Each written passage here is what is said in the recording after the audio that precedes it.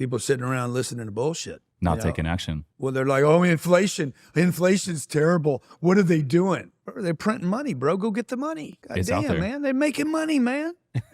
They're making money. They're printing money. And you guys got somebody in your head telling you it's a problem. They're printing money. But there's more money to get. So when they turn on printing presses, I just want to be next to the press. Mm-hmm. Like, let's go. I want it when it's fresh. I want them hundreds when they're coming off hot. All right, guys. Welcome to another episode of The Reports. Today, we are live in the studio here in downtown San Diego. And I got a very special guest who just flew in on his Gulfstream 650 ER from Miami. He owns $4 billion of real estate. Yeah, don't say 4 million, man. I ain't going to say I'll 4 jump million. off a building right now. $4 billion of real estate. But I remember the first 4 million. I got Mr. Grant Cardone. Grant, welcome to the show, my man. It's good to be here, and I appreciate what you're doing, and guys that are learning the game, and you're introducing people to the real estate game. Like, it's so valuable. I wish that I had somebody teaching me how to do this at 25, 26 years old. Yeah, man. I appreciate you. And you came on my old podcast, the Multifamily Takeoff, which was the apartment investing podcast, right when the pandemic dropped back in April of 2020. And at that time, you had $1.2 billion of real estate, about 7,000 units. And today... So that's 2020. Yep. 3 years ago, exactly. What did you do to get from 1 billion to 4.2 in 3 years? I bought more real estate. I mean, that's how you do it. You got to buy the real estate, right? You got to either raise money or you got to have money, and both of those are possible.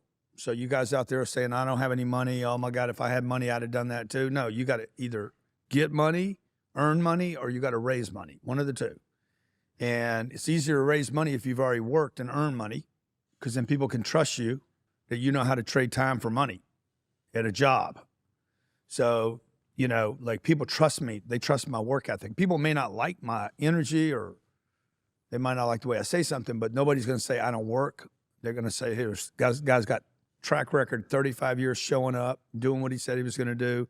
Yeah, he's cocky and he's this and he's that and he says whatever he wants. But look, you probably would too. Like yeah, but I do what I say I'm going to do too. And then I stack real estate assets. We picked up $3 billion, almost $3 billion during the pandemic, and then took a hiatus. We haven't bought anything in the last year, and I'm about to blow this portfolio up. So next time I'm on this podcast, I'll be at 10 billion. This cycle right now that we're in is going to be the biggest real estate opportunity in my lifetime. And everybody that's listening, like, it's time to be ready all the time, not get ready, because it's happening right now. Yeah. Well, let's talk about that. So right now, we're in a high interest rate environment. The Fed's got all the control with the interest rates. We saw a lot of people in 2020, 2021, a lot of apartment investors, myself included. I got into a couple value add deals, floating rate debt, Freddie floaters. Yeah. And a lot of people got caught. We just refinanced out of both of those. Our debt service basically quadrupled.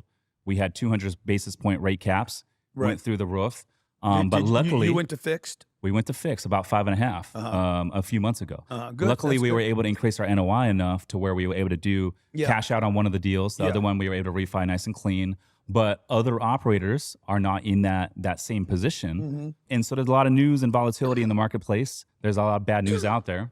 So what are you seeing now? Bad news is your friend, though, man. That's in true. Real estate or any investing, bad news is the friend. There was a guy named Nathan Rothschild that said, buy when there's blood in the streets, even when it's your blood.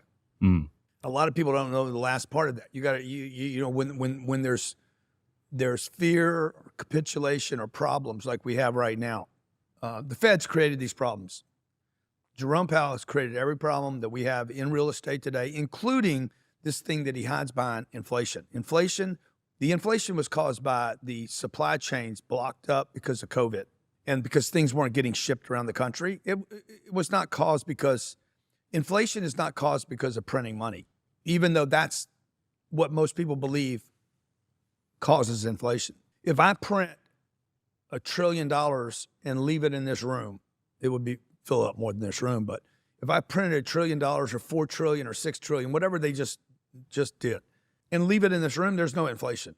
It's a non-event. So this idea that printing money creates inflation is not the truth. Now, if I distribute $6 trillion to every household in America, I still have not actually caused inflation. okay, because it hasn't been used. It's not in the system yet. You get a bunch of money, she gets a bunch of money, my daughter gets a bunch of money, I get a bunch of money, until we move the money into the marketplace. Now, if all these people went out and bought assets, real assets, yeah, of course, we're all able to pay more money because we have more money. So if your audience can just follow the thinking here, and I'm just asking people to think with this, because this is what I'm thinking with. The reason we have inflation is because people were sent $1,400 checks. Some of your audience is not going to like what I'm about to say. Say it. You guys were sent a $1,400 check. Where's the camera they're looking at? Okay. Right here. Okay. You got a $1,400 check and you went and fucking spent money that you shouldn't have spent on shit you didn't need. That is the new definition of inflation. People that get money and then spend it on stuff they don't need, are not required living, and you probably couldn't afford and wouldn't have done it had you not gotten that check. Now, people like me, I didn't cause inflation. You caused inflation. I went and took my money and invested it. I buried it in projects, in real assets. And so every time I got any check over the last 2 or 3 years or for the last 30 years, I take all the money I get. It's all garbage. Money's garbage. And I convert it into buildings. I'm walking through. What is your assistant's name? Alex Johnson. Yeah, you're awesome bringing me into the building. What was I saying all the way from the curb? Oh my God, this building. I should buy this building. Like I just get like, to me, buildings are like they're like I can buy this today if I can hold on for 10 or 15 or 20 years.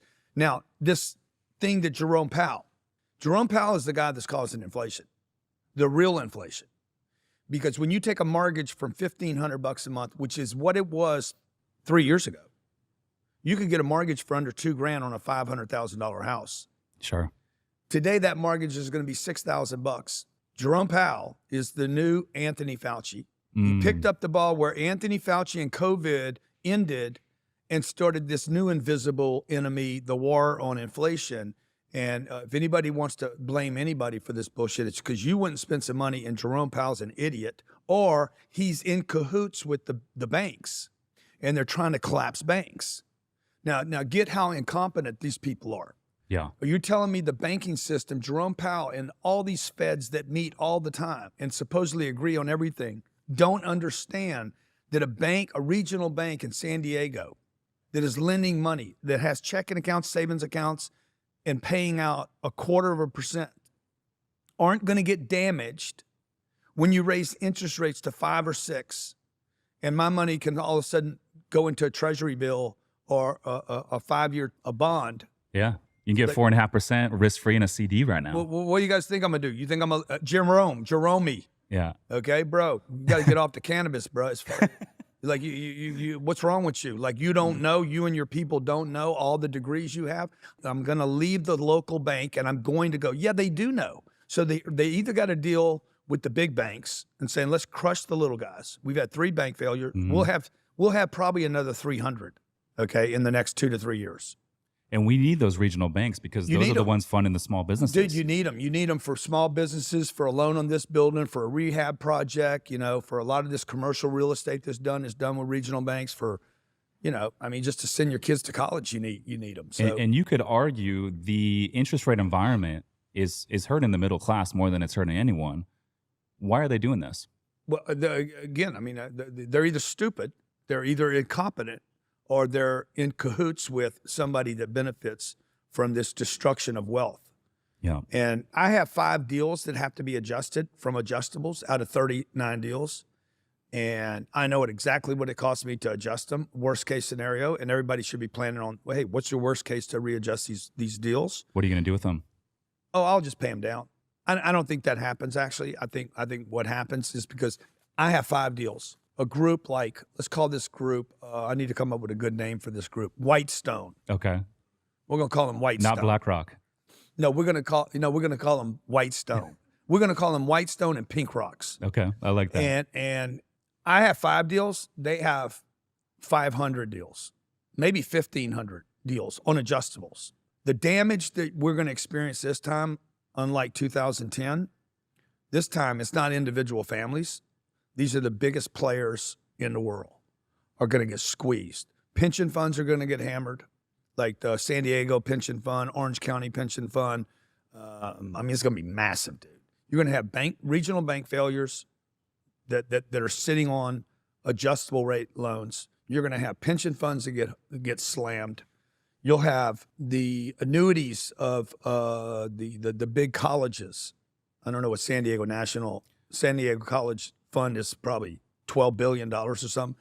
Harvard's $58 billion. Those guys are all invested in these short-term loans. Mm-hmm. And they're going to get crushed, okay? Now, the opportunity now is for guys like me and you to put our audiences together, because the giants can't buy right now. Yeah. You know, I've always said this. Your assets become your liabilities.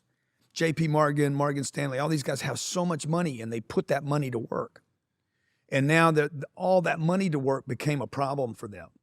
And so guys like me could go in there, you know, if I have enough confidence, connections, and the ability to actually fund these transactions, I could go buy institutional quality assets like this building that we're in right here, that I would never get a chance in another lifetime to do. Do you think that when there's more bank collapses that occur, and I agree with you, there's going to be more, do you think the Fed will bail out those banks as well? Yeah, of course they will. I mean, Which ultimately will lead to... They're not going to bail out the banks. They're going to have the big banks bail out the banks. So now there's a number of issues that I think, look, and I might be completely wrong. I don't want anybody to think I know everything, or nor do I think I know everything. Yeah, we're all speculating. Yeah, but you know, you know, you can go back and look at what I've been saying for 10 or 12 or 15 years, and more often than not, you have to be right more often than not in order to keep growing your business. To go from $1 billion to $4 billion, I have to and to keep it. Yeah. So I'm not just doing education on real estate. We're buying real assets, right? So they've already said, after SVB failed, they already said, we're going to make the investors good. And no depositors lost their money. No depositor in the history of the United States has ever lost their money in a bank, in any run.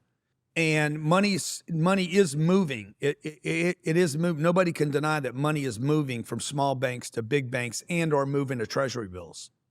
So liquidity is moving out of the system.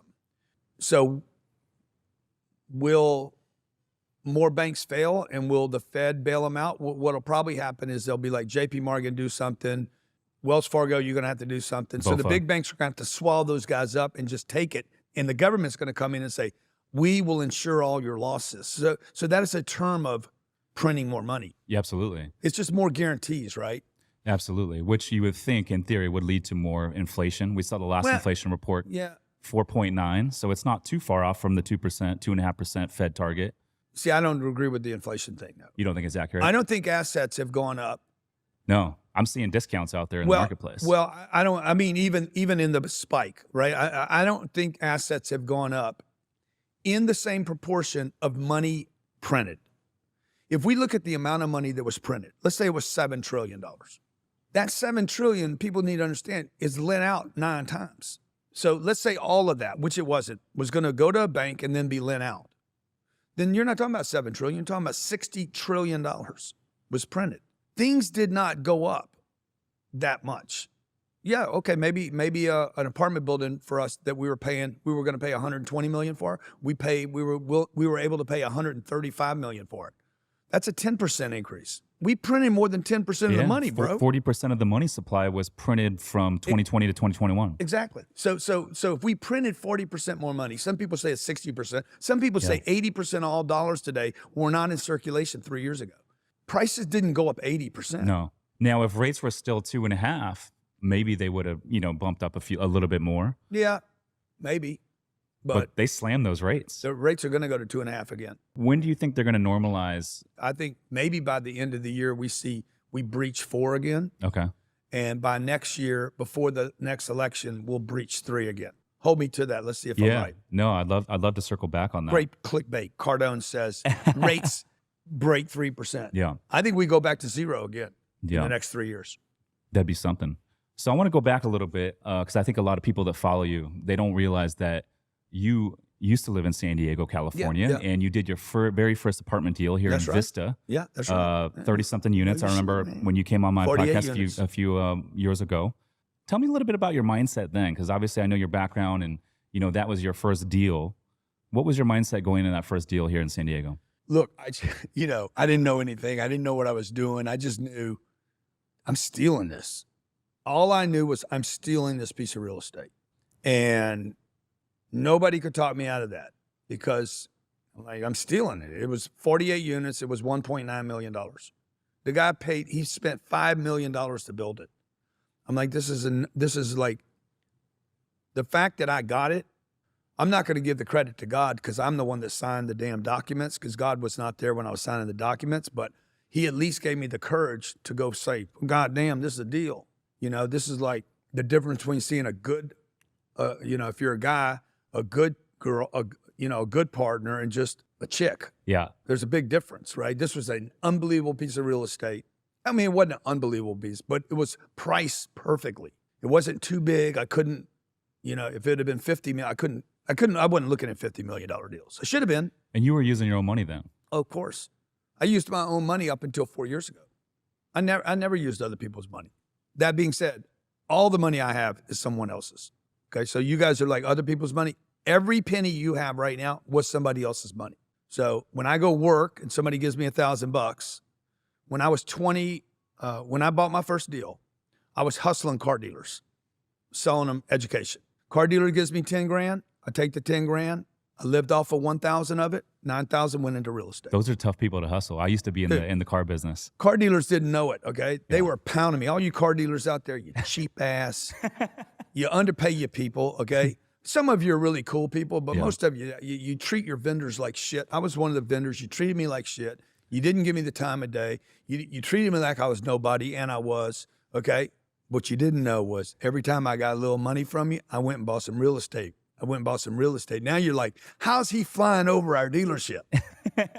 Okay? Because I use your damn money to provide your people with education, and I took that money and I banked it into a real estate deal. And so that's what I was thinking back then, dude. I was like, okay, I'm going to buy this. I thought about it like this. I'm stealing it. I'm going to make 12% on my money. Friggin' 12% is a lot of money to me. Yeah, double digits. And I still have the real estate. Okay, Yeah. 3 years later, somebody comes and offers me $5 million for it. I paid 1.9. I put $350 down, and I sold it because I didn't understand the game fully. Yeah. That thing's worth $22 million today. I should have refinanced it, got my $350 back, just kept the property. I'd still have it today. I'd have collected rent for 30 years. I shouldn't have sold it, but I didn't know. I didn't know the whole game yet. But that deal led to what you have today. So Yeah, I shouldn't have sold that deal. yeah, Don't make sense of it. no, absolutely. I was speaking at an event this day, and this woman ran up to me, and she's like, oh, my God, we haven't seen each other in 25 years. Sabrina walks up and says, what's the connection here? Sabrina's my daughter. And I'm like, well, me and this woman used to hang out. Oh, really? Well, yeah, before your mom, we hung out. How'd you hang out? What are the chances? Right. So that girl made a mistake. I'm going back to mistakes. That girl should have closed that deal. She's thinking that right now. I guarantee you. I like. She broke up with you? Well, we never consummated the agreement because she was resistant to the pitch.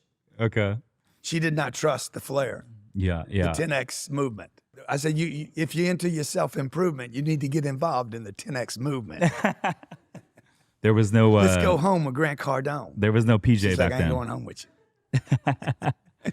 That's good stuff. So a few years ago, you had a G550. Yeah, And I true. know recently you traded that thing in, and you got a G. I sold it. You don't really trade them in, but Okay. And now you get a G. it's not a Honda. It's not a. They got Honda jets now. I sold my 550 to Tim Draper, Okay. Bitcoin guy, Okay. and then we bought this 650 from a Russian guy right before Ukraine went down. What does that plane cost you? Hey guys, real quick, I hope that you're finding value in this show. If you could do me a huge favor and drop a 5-star review on Apple Podcasts or whichever platform you're listening on, it would mean the world to me. Also, if you know of anyone that would potentially benefit from this podcast, feel free to share it with them so we can help more people build wealth through real estate investing. Now back to the show. That plane probably cost to run or to buy? To buy. Oh, that plane's $70 million, brand new. What does it cost to run? Like you flew from Miami to San Diego. It's $3 million to run it per year. Per year. What does it cost in fuel? I don't know. I have no clue what it costs today. Fuel? Yeah, like you flew from Miami out here and you're going back today. I What have is no that? What idea does that what run? the fuel costs. Okay. You don't calculate fuel when you own a jet Yeah. because it doesn't fly anywhere without fuel. So see, there's some things you should not calculate. And fuel would be one of them. You know, it's like the cost of fuel in a car doesn't matter because the car can't run without the fuel. Without the fuel, the car's worth nothing. Yeah. So that jet holds 100,000 pounds of jet fuel. They sell it by the pound, not by the gallon. And when I was growing up, dude, my mama was worried about the price. Gasoline was 25 cents, and my mama was worried about it. So I was brought up in this mentality, worry about, you know, price of gasoline, go the shortest route, you know, put more air in your tires. Man, I was trained with all this crazy bullshit. Put more air in your tires, you'll spend less gas. I'm like, why am I'm worried about 25 cents. I need to worry about $25 million. And so now I needed to get rid of that old thinking and say, look, I don't need to worry about the price of the fuel because otherwise I can't move that plane. Yeah. So how do you get out of that mindset? I flew in just to do this interview with you, bro. And dude, I'm excited that you're here, man. Yeah. Yeah. Yeah. So how does someone get out of that mindset of contracting and being fearful of losing money to, okay, now I got the abundance mindset. I'm gonna focus on making more money. You got to sit down. I think what I did, I'll just tell you what I did. I sat down and said, okay, what is everything that I believe in to be true that's not? What was I trained and educated by my parents?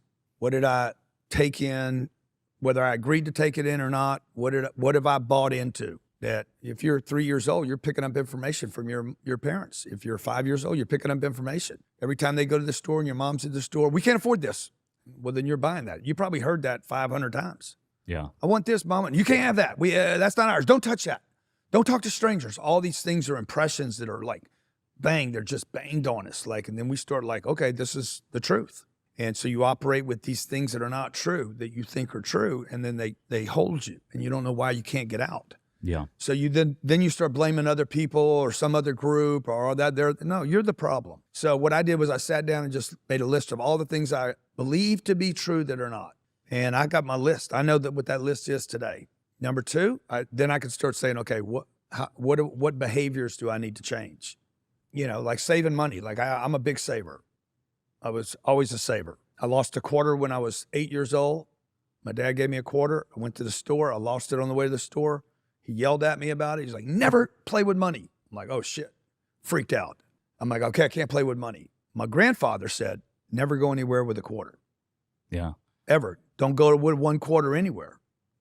And so I became this saver guy, right? And saving money can't create wealth. You have to use money. You got to convert money. Yeah, I love Dave Ramsey, and I think he's good for people that are trying to get out of consumer debt, but you can only contract so much. You can't go to zero on the expense side, but on the income side, that's infinite. Well, I think Dave's good for people that want to stay in the middle class. Yeah.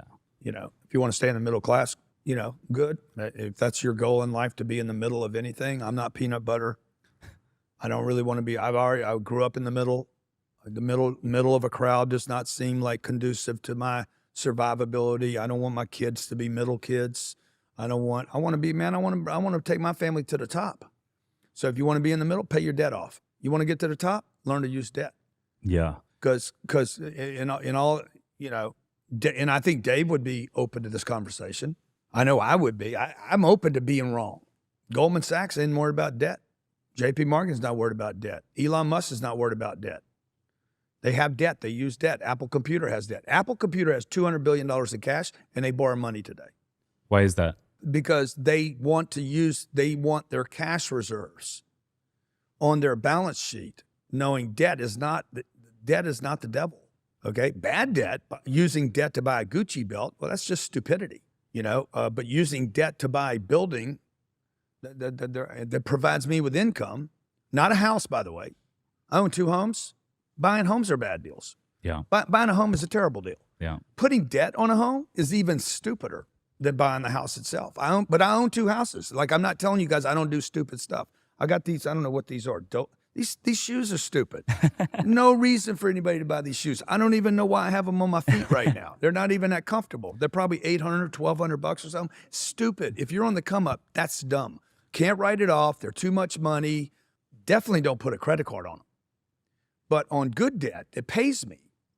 Okay, like I bought a house in Malibu. I paid cash, but I still have the cost of that money, right? I spent $40 million there. I could be earning 5%. That's $2 million a year. In 10 years, that $2 million times 10 years, I need to make $20 million on that house just to break even on the cost of money and the purchase. That's not maintenance, property taxes, furnishing the house, or fixing it. So you've been hating on the single family house for years. Yeah. Why did you buy that house up in Malibu? I got weak. I mean, I did something stupid. So I went and bought a house because it was stupid. But comes a time in life where you get to do stupid shit. Yeah. But most people, 99% of the population Earth, is not in a position to do something stupid. When you do something stupid is like when you have, I paid for that house out of passive income. And you bought a good location. So I think I bought a location one day that will be worth $80 million. I'm gonna kill somebody on that house. I'm gonna kill them. I'm gonna actually put the ad will be on whatever the site is for the MLS, like $95 million with the intention to kill you. The guy's gonna buy is gonna be a billionaire, multi-billionaire. It's a non-issue for him. He's like, boo, send that money. He might even not even go see it. He might buy it after seeing it on the internet. Like it's stupid. It's stupid town, right? What do you get for $40 million in Malibu? Well, this is I stole this house, man. So I literally believe I stole the house. Who'd you buy it from? I bought it from a Russian guy. You bought your plane right from a before Russian Ukraine. dude too? Is this the same guy you bought the plane Different from? guy. Okay. Oligarchs, man. Going through divorce. As soon as I walked in the house, I just finished shooting Undercover Billionaire. My wife and I walked 2 houses down. I've been 90 days in Pueblo. We rented a house in Malibu on PCH on Carbon Beach. I walked 2 houses down. I see this house. I said, man, this house is fantastic. It's dated. Location's great. They're not paying attention to it. It's not being maintained. I call my guy, Brandon. Brandon, can you get me in this house?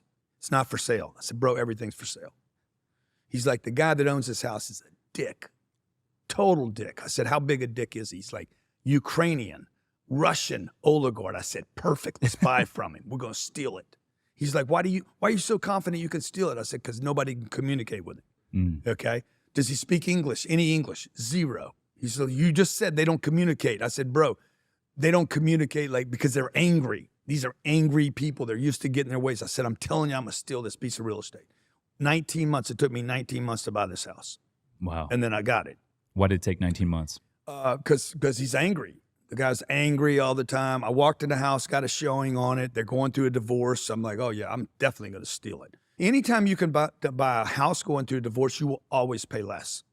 You can feel the life has been sucked out of the place. There's no emotion. There's no positive emotion. People actually want to get rid of it.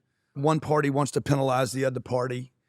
So I think this is the third piece of real estate I bought through a divorce. And because they're trying to get rid of the past. And the guy was angry. Now, why do I want to buy from an angry seller? Is because nobody can deal with him. Yeah. But me. I'm like, because I don't make anything of the anger. His anger is my asset. What's the biggest real estate deal you've ever done? We did $1.1 billion in December of 2020. Where was that? In Florida. Multifamily? Yeah, all multifamily. How many units? It was, how many units was that? I don't know exactly how many units it was. Miami, Lauderdale? Yeah, Miami, Fort Lauderdale, and unbelievable. We did $780 million worth of debt on it. Closed all deals, 4 deals on a Friday afternoon, and right before Christmas. Right before the rates went up too. You guys probably locked in some IO. No, we're on adjustables on those. Were you? Yeah, you couldn't get fixed money at the time. Yeah, and you got the interest rate cap. Yeah, and those are the deals that I'll be adjusting. And I'll personally. You won't refi them right now into fixed? I might. Because I think rates are going to come down anyway. Yeah. But I'll wait for rates to come down. Like I'm doing a refi right now for sub-5 money on a deal. That's not bad. You guys are buying that down? No. That's not bad. So you mentioned when we started recording that you put a pause to buying. You guys haven't bought anything in a year. 10 years interest only. 10 years IO. That's not bad. On sub-5. Assumable too. This wouldn't be. Okay. This wouldn't be assumable. So you haven't bought anything in 10 years. I'm sorry. Yeah. 1 year. Yeah, 1 year. What do you We bought an office building from Goldman in Phoenix in Scottsdale. I saw that. Yeah. We got a luxury Airbnb out there that we do. We were just out there recently, Scottsdale, but I saw you had the office out there. Yeah. What do you guys do in the office? It was 77% occupied by Goldman. Goldman they own hundreds of millions Everything. of dollars of real estate. They buy it. They don't even go visit it. Yeah. There's nobody running it. There's no heartbeat. There's no love. There's no commitment. It's an entry on a spreadsheet. This is unfortunately what America doesn't understand about this asset class. These are owned by machines. These are not individuals. You're not buying the house that Harry and Brenda bought 30 years ago and they're trying to make 80 grand on. These are institutions that have entries on a document, and the documents go this deep, and they have where is it? There's no address. They've never visited it. There's no love in it. They don't know what color it is. They don't know who rents it. They were at 77%. They bought it 7 or 8 years ago. They were at 77% when we bought it.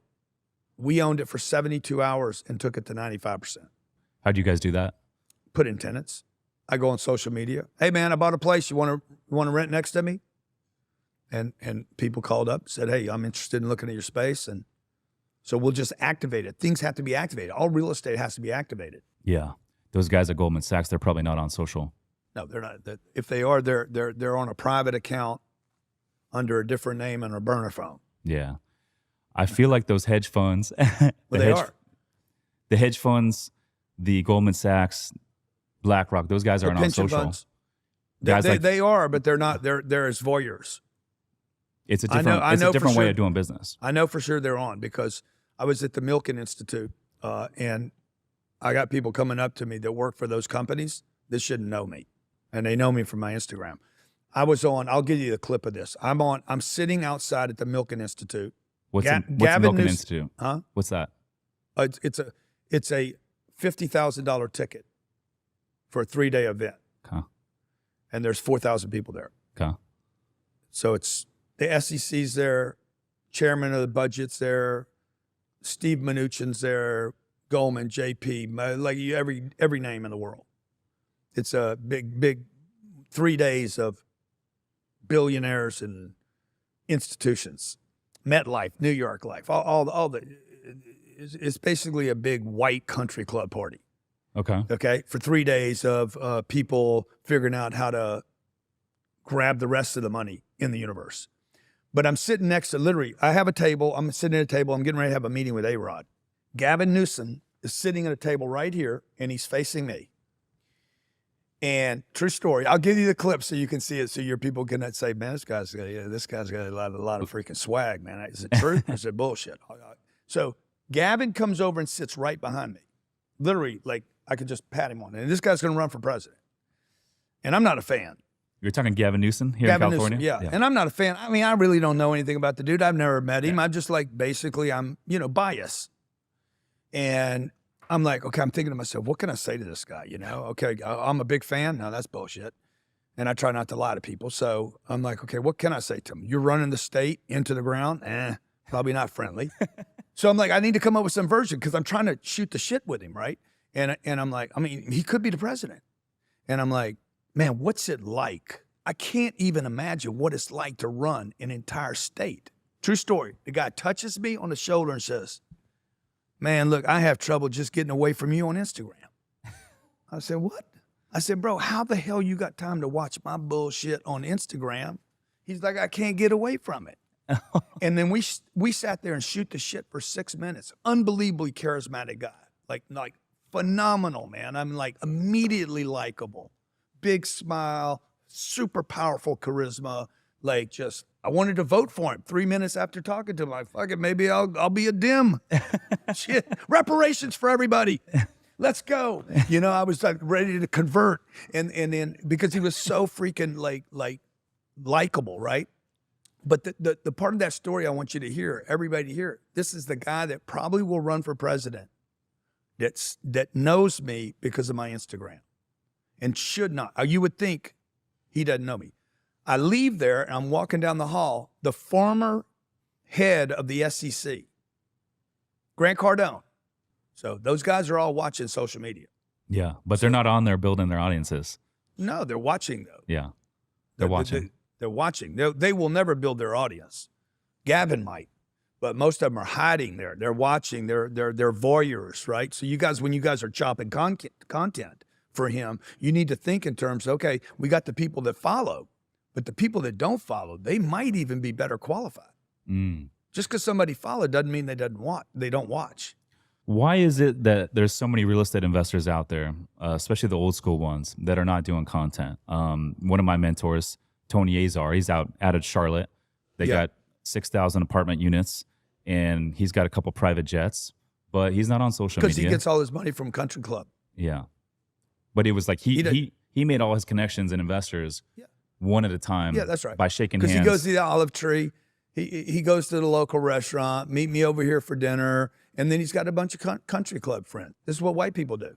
It's white, man, it's a scam. You guys need to wake everybody up about this. This is the most on lockdown, racial white game, Country Club game, and I'm just the white guy calling it out, okay? It is on lockdown. Real estate is a white man's game.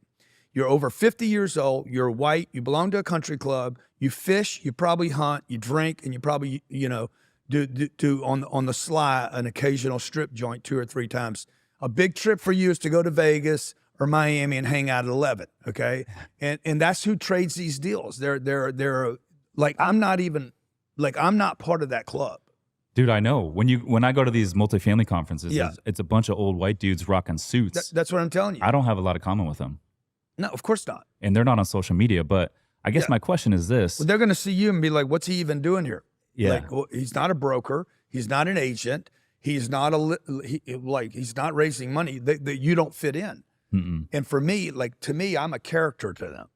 They're like, oh, there's that Instagram guy that raised $1 billion in cash.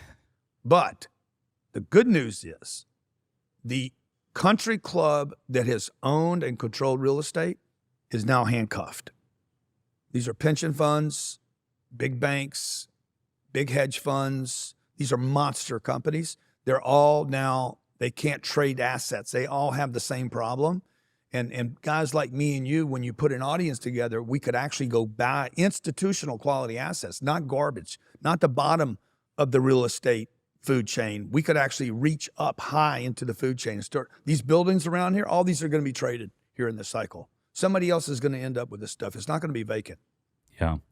I think it's the cheat code because I know a lot of people You think it's the cheat code? Well, here's the cheat code. I think there's a lot of people that are real estate investors.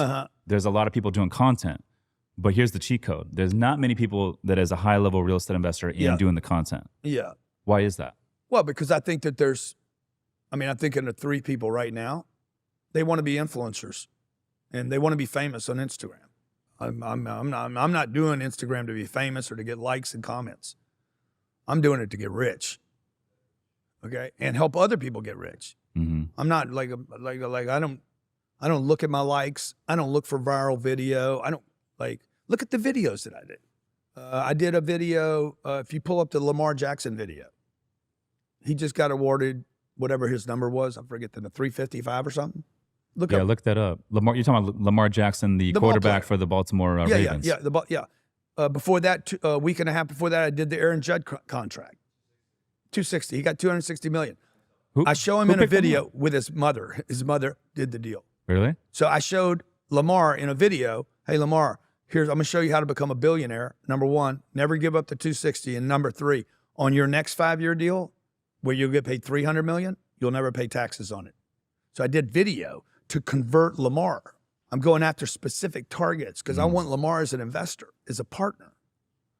So why are influencers not becoming real business people? Because they think being an influencer is a good thing. Yeah. I don't Tate is probably the most influential person on planet Earth today, him and his brother. But what's the business? Right. You got to have a problem with the business now. I think he had an education business, but I don't know if there was anything past that. There was definitely no real estate. Well, there's no real assets, right? Yeah. And even if you have real assets, you don't want to go to jail to defend yourself. So, I don't want to enjoy my real estate from jail. I want to enjoy my real estate with my family, my friends, my investors. We sent out $4 million last month, $22 million in cash this year sent to other investors. So why are the content people not making this a business? Some of them do, some of them make it an education business. But even the education thing, I think a lot of guys don't understand taxes. The education thing is a taxed event. So if you give me $10,000 for education to come spend 3 days with me, I'm paying 50% of that's going to the federal government. It's active income. Yeah. So you put $10,000 in a real estate deal with me, I don't pay any taxes and you don't pay any taxes. We wait for the asset to go up in value. That's where 80% of my time is spent, either buying deals, because money finds a deal. You got to find the deal, communicate the relationship, get a contract. We did one this morning, $80 million in Florida. What'd you buy? 320 units, 312 units in Panama City for $225 a door, brand new. What does it take for you to do a deal right now in this climate? Learning to become a successful real estate investor can take a lot of time and dedication, which some people just don't have. If you're one of these individuals, this doesn't mean you can't invest in real estate. My company, Summers Capital, is buying a bunch of boutique hotels right now, and you can invest with us in these deals without having to do any of the work. Our team sources the deals, we secure the lending, we take care of all the renovations, and we even handle all the day-to-day operations with our in-house management company, making it truly hands-off and passive for our investors. If you want to learn more to see if we can help you, go to summerscapital.com/invest to book a call with our team. Again, that's summerscapital.com/invest. Now back to the show. I mean, I'm in a good position because people know me now. And they know, like, this group was like, I said, hey, where do you guys get your money from? They raised $300 million last year. He's like country club money. Yeah. I'm not making these terms Stolen up. money, yeah. It's white money. Country club guys, they're part of a family fund. Man, if you're black, brown, or female, you don't even know what a family fund is. Like, you're a person of color. Oh, family fund. What? Oh, we're having family fun? When? When are we having family fun? No, a family fund. F-U-N-D, man. See, most of us don't know what that is. If you grew up the way I did, you don't know what a family fund is. So, you know, you see what I'm saying? Like, the game's kind of stacked against the little guys. So the thing that probably inspires me is I have this vehicle at Cardone Capital, and I know I can help millions of people. I can help literally millions of people play with me, and we can beat up the big guys. And I can kick the chip off the shoulder that I have with being bullied on the come up. So by the big guys. I love that. So tell me a little bit about the 10X Health stuff. I saw you did an interview with Dana White. Yeah. A lot of people have been talking about 10X Health. I'm interested in trying it. Tell me a little bit about what that is. Give me 10 weeks and I'll get you in the best condition of your life. Let's do it. Without you going to the gym. I'm not the gym guy, but with 10X Health, basically, I met a guy named Gary Brecka he had a company called Streamline Medical. And he came in, told me what was wrong with me. I'm like, yeah, okay, yeah, I got that. That's right. We handled it. He got rid of, first thing he did was a gene test. It was about $600. We now own that at 10X Health System. He got me on a supplement, 6 supplements, threw out all my other garbage. He showed me how it was garbage. The best, I was on the best vitamins, supposedly it was garbage. Replaced it with what is now 10X Health Supplements. I gave him 10 weeks and we started fixing stuff. Genetic test comes back. He added some custom things that I needed specifically, would be different for me than you. It would be different for me than my wife. It would be different for me than it would be my twin brother. And then I bought the company about a year and a half ago. I was so impressed with it. Scaled it out, introduced it to Dana. Dana was sick, put Gary and Dana together. Gary said, there's nobody can help me, man. I'm over here fucking dying. I got COVID, I'm dying. I don't even know what's wrong with me. I don't want anybody to see me. And I said, Brecka, just tell him you can solve the problem. Dana saw him. We got Dana on the 10 weeks that I got on. And he was sold. Company's going to go nuclear. So what is it? Is it an IV? Is it vitamins? We do Is IVs, it we do blood, we do blood checks. We replace, we do a bunch of alternative stuff that's fairly aggressive but legal to do here. And we also have relationships in other places where people can actually start getting some of the alternatives that aren't provided here. But mostly the supplements, alternative healthcare, gene test. The gene test is a monster. $600 one time. You do it one time in your life. You have gene breaks. You have DNA breaks that are like thumbprints. You know, Sabrina's got them. I have them. And until somebody sees your gene breaks or your parents' genes break, there's no way anybody knows what's good for them or not. And then there's the foods that you're eating, you know. What does this gene test tell you? It's going to tell you, well, like it tells me that there's certain genes that my father and mother passed on to me that it's going to cause me to be a certain way when I eat or respond to certain foods. and that I can't process. So like imagine I'm a jet engine, right? But you put in a certain kind of fuel. You give me diesel fuel, but I need jet fuel, dude. I can't consume diesel. That's the same thing with the genetic test. It's saying, bro, you can't consume white flour.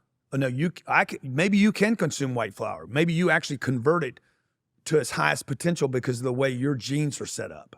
And so that's what it tells you. And we literally take 10 weeks and stay with you as an individual, which is what healthcare doesn't.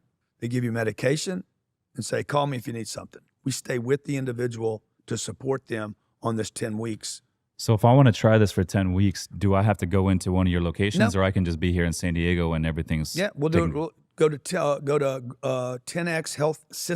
10xhealthsystem.com/start. Okay. 10x Health System. It's a 3-month start, 12 weeks, and we'll support you. I'm going to check it out. Don't check it out. Do it. No, I'm going to do Just it. start, dude. You're not a checker. You're a starter, bro, and a finisher. Is he a gangster or not? Gangsters don't check on shit. They do shit. Action Right or taker. wrong? How do you become an investor? You got to take action. You become an investor. Yeah. You don't gotta do become an it. investor reading. Yeah. I've learned where I've made the biggest gains or jumps in my investing career is like the second I have an idea, I just got to do it. Yeah. You know? That's what I do. Yeah. If I'm interested in something, I do it. Otherwise, I just say I'm not interested. But I want to clear my plate all the time. Like I'm done. I don't want to do that. I don't save stuff. Like I eat something. I ate as much as I wanted. When I grew up, like this goes back to education. My mama made me save everything. If we didn't eat the whole plate, put it in the refrigerator. Today, I'm like, I never eat the whole plate, and I throw the rest of it in the garbage. And I'm like, I'm definitely going to waste some food because I'm going to remind myself that there's no scarcity.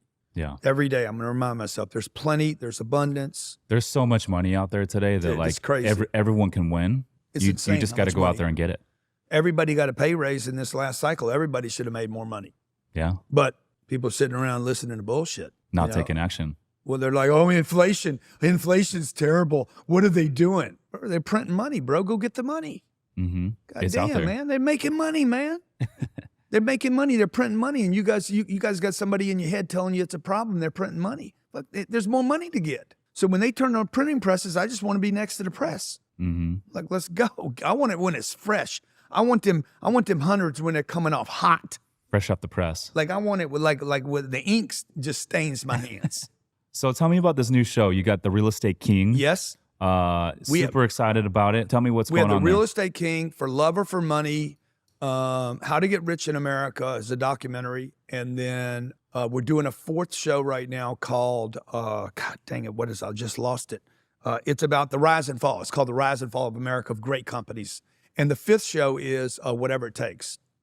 The one that we're like finished 10, I'm funding all these. I'm done with the networks. Okay. So like I'm going that. to become a network guy now. I'll make all you guys famous if you want me to. All right. So, because the networks won't use social media for some reason. Discovery Channel is terrified of Instagram. It's insane, dude. They got like 60 million followers and they don't even post good stuff. So The Real Estate King is me, Ryan Secco, and Sabrina, Miss Sabrina right over there, side shot to her. We go to towns. San Diego was one of them. San Diego, Austin, Houston, 10 cities in America. And we actually are looking to buy real estate. And while they're there, we find a guy like you that has a deal, and I fund the deal for you and make you the partner. So you don't have to put in the money. Maybe you have money. You don't have to put in the money. You don't have to put in the debt. I do the whole deal and make you a partner in the deal. We're raising money right now for a fund. So you're saying you would be the capital investor. Yeah. If I like the deal, if I like the partner. I like that. Yeah. And so the show basically tests the deal and the partner, and then we pick. When is this show air? Well, we have deals actually right now. I have a deal with Warner Brothers on my desk, and Roku, and a third group that's asking me not to use their name. What? What's so funny, man? Why's the audience got to laugh? You got to get that guy under control, man. And so anyway, we're just waiting to see which one we're going to go with. Okay. Roku wants everything that I have. Like we'll take every show you have. Is Netflix on the table? That would be huge. Can the guy not read lips or what? What's wrong with him? That's what he was must- laughing at. I didn't see that. Yeah. Okay. It's just a distribution place, right? Yeah. So, I mean, I'll get them all before it's over with, man. Yeah. They all have a big problem. See, they got a big problem. Yeah. You know, that's a real estate play, right? So Netflix is a real estate play. Roku's a real estate play. Sling's a real estate play. Warner Brothers is real estate. It's like, okay, you got a piece of real estate on the internet. So I see you got Sabrina here. The best. And I know FB, she's FB. That's her call name. she gets to fly around with you all over the country and do this kind of stuff. Yeah, if she wants to. She doesn't have to. She doesn't have to roll with me. And you guys are doing the homeschool thing now? She is being homeschooled. I love that. What are your thoughts on the public school system? Well, they suck. School sucks when I went to it. I know that because all the kids in the class I was with said school sucks. And it's gotten worse. It hadn't gotten better. So I don't want my kids. First of all, I want my kids with me. Like, I didn't know when we had them. I was like, hey, I want to go on this trip. I'm bringing the kids. And they said, oh, you can't take the kids. I'm like, they're my kids, man. Like, well, no, they're going to miss the whole year or so. They're going to fail, or you can only have them out so many days, or some bullshit. Mm-hmm. And so I said, well, let's just homeschool them. Elena agreed with it. They agreed with it. Now they get to roll with me. They're very responsible. I don't tell them to do their homework. I don't. What grade are you in now? She's in the 9th. She's 14. So 9 and 6. Yeah, she's ahead. I love that. Perfect grades. I don't have kids, but I think I could definitely see myself doing it at some point. Dude, it's the best thing. I could imagine. You know, it's better to have them. Like, when I come home in the afternoon, they're there. Yeah. I don't. What if I come home early one day? Why I come home at 3 o'clock? They're there. I don't have to wait for them to come home. Yeah. And then they've been bullied by a bunch of idiots. You know, I don't want my kids around your kids. I'm just telling you straight up. Around this guy right here, you guys want my? Would you want even my child around him? I don't know. Not a chance, bro. Not a chance. Nothing but bad influence. I would trust Oscar with my kids if I had kids. You would? Yeah, he's a good dude. He's a good dude. I don't think so, man. So I saw you. You hosted a. I saw you hosting. And then the parents. The teachers. The teachers are a problem. They're not happy. How can a teacher be happy? The parents don't like them. The kids don't like them. They can't get the product they want. They don't even believe in the bullshit they're teaching. The whole system's so messed up, man. You know, that you can't use AI now. Now, we got this great piece of technology and parents are being sent. My kids agree not to use AI. Why not, bro? God damn. It's great. It's great technology. Adapt it. So, but anyway. I think my biggest problem with the school system is a lot of these schools are still teaching on the memorization. Yeah, that's right. Which is from the industrial age. And I think back then there was something to be said about memorizing certain things. But in today's age, we got YouTube, we got cell phone. You don't need to memorize a whole lot. That's right. You got to be able to talk, do some sales. And where do I get the research? Make some decisions. How do I find it out fast? Where can I go to get the data, right? Exactly. I remember my dad telling me, son, don't ever use a calculator. Learn math. And I'm glad he taught me that, right? He said, I got it, Dad. I'll learn it. Like, I'm good at math because I never used a calculator. But he also said this, you're going to go places in your lifetime where there won't be a calculator. My dad was wrong about that. Dude, I got a calculator. I got damn, hey Siri, where am I right now? I mean, you got everything at your fingertips. Gives me my current location right now. Am I at 825 Beach Street? Mm-hmm. That's it. That's what it says. So my dad didn't imagine the future, and it's just going to go faster. And the idea that a kid would have to sit in a classroom for 12 years when we have instant data. Elon, Charlie Munger, and Warren Buffett all agree that college is a complete waste of time. That's some talent right there. I mean, I was taught from a young age to go to school, get good grades, go to college, and get a job. Yeah. And for the most part, that's what I did. That's what I did. And it's cool. But looking back, I'm like, dude, I've learned so much more doing this stuff than I ever did. Did you finish college? 18, 20 years I did going to school. I did finish college. Yeah. I didn't learn a thing. Do you regret it? What have you ever used it for? I haven't used it for anything. Everything that I'm doing today, I did not learn in school. Yeah. So do you regret it? I do a little bit. Yeah. Yeah. I think it's a waste of time and a waste of money. I 1,000% regret it. Yeah. I spent 5 years. Oh, maybe that's why you are who you are today. No, it had nothing to do with it. I'm the one that went. I know. I cheated on law. I cheated on the statistics. Anything I could cheat on, I did. I'm like, okay, I'm going to take the test. I'm not ready for it. I brought in the answers. Like, I don't know what I learned there. Like, I had no intentionality when I went. I was like, I didn't know what I was going to use it for. I didn't know where I was going. I learned how to use drugs in college. You know, I learned how to miss enough classes and get through. I learned how to do that, but I didn't learn anything that I'm using today. What kind of drugs were you using in college? What drugs do you have? That's the drug I used. Yeah. So I was using everything. Started with weed. I was with Mike Tyson yesterday, and I'm like, man, I just can't touch that stuff, bro. What is cool, he got? Cool if you use it, whatever you want to do, but I can't use it. Mike Tyson's on the 420. What's the 420? The 420 is slang for marijuana. Oh, yeah. Is it legal out there in Florida? I don't know. It doesn't matter to me if it's legal or not. I can't use it. Yeah. So there's certain things I just can't do. Yeah. And that's one of them. Because then it opened the door to all the other stuff. Gateway. Yeah, it was a gateway for me. So Yeah. I'm like, okay, I lost the privilege to play with that. That's not in my card. So, you know, I give that up. There's a lot of things that you got to give up along the way. And I don't know how we got on drugs, but yeah, you asked me what drug did I use? You know, I was lost, dude. I lost 9 years of my life to drugs that I regret. Tell my daughter all the time, I said, dude, don't ever do any of them. I'm telling you, there's none of them that are good. I don't care. Nobody can tell me any of this stuff is good. You can tell me, but you're never going to convince me. Yeah. So what's next for you, man? You built up the Let's $4 go. billion real estate deal. 40 billion. Portfolio. 40 billion. 40, you thinking 40? We're going to go to 40 for sure, maybe 100. How long will you take to get there? I think I can do that in under 10 years. So you got a lot of juice left in the I tank. got a lot of juice. Okay. I know I can get to 40 billion. Not even a question. Like What- 40 billion, I want to raise $10 billion in cash. I want to send out $60 million a year in Distributions. distributions. Is that right? Some big numbers, man. I want $5 million going out every month to our investors. No, $50 million a month going out to our investors every month. $50 million. 10x. I want 1 million investors. I want to have something to do with politics in the future. I do want to play there Really? some kind of way. Dude, I would love if you ran for president. I think everyone would. I don't know that I can pull that off, you know. Would you do it if you had the opportunity? You know, would I do it if I had the opportunity? I would. There's so many people out there in this space that would get behind you. I know. But Could you imagine? You would tell Rock that you would vote for him. You would tell, you tell a lot of people, yeah, I'll vote for you. But I mean, a lot of people would say that, but Yeah. you No, need. I mean it. I mean it. Yeah, I appreciate that, but I don't know that I'm likable enough to actually pull that off. I think I'm pretty unlikable to most people. Like I'm so. You either like me or you don't like me. The people that don't like me are gonna be like, yeah, but he still did. You know, he achieved some success without cheating. I didn't cheat. I cheated in college. I don't cheat in real life today. So I didn't take any shortcuts along the way.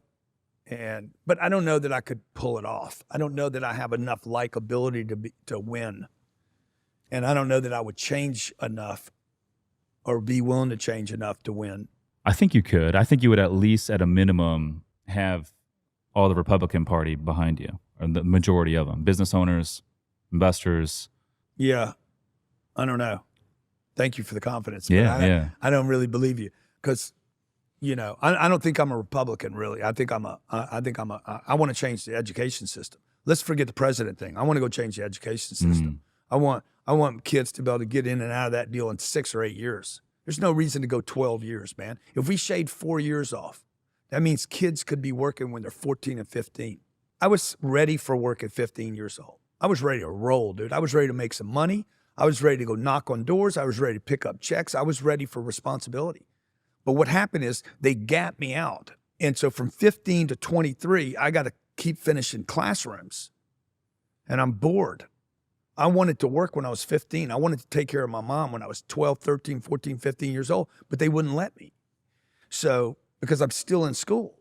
And if I'd have been working and hustling back in the day, dude, the original tycoons, those guys at Vanderbilt, he was working when he was 12 years old. These guys were 8th grade dropouts. Rockefeller, J.P. Morgan, Vanderbilt, they were all 8th grade dropouts. That means they were dropping out of school at 16, hustling whatever was going on, and figured out to put some money together. Those are the real skills that people need today. And unfortunately, we're keeping them stuffed in classrooms. There's a lot of people that are going to school till they're 32, 33 years old. Yeah. That's normal in today's age. Yeah. Yeah. I mean, that's crazy to me. It's insane, man. It is. Well, dude, I appreciate you coming on the show, man. It's been a pleasure interviewing you, and excited to see where you go next. Maybe we'll get you back on when you get the that next level. Let's go, man. I'm looking for the next level. I know you're going to find yours. Yeah, absolutely. I was hanging out with Pace Morby, Tyler Devereaux, and some of those guys recently. I love Pace, man. Yeah, Love what Pace is doing, by the way, with the what does he call it? Sub 2 community, this creative finance. Yeah, the creative financing. Yeah, Love it. They mentioned that you hosted a really badass event for a group of them like out to there have in you at Miami. the next one.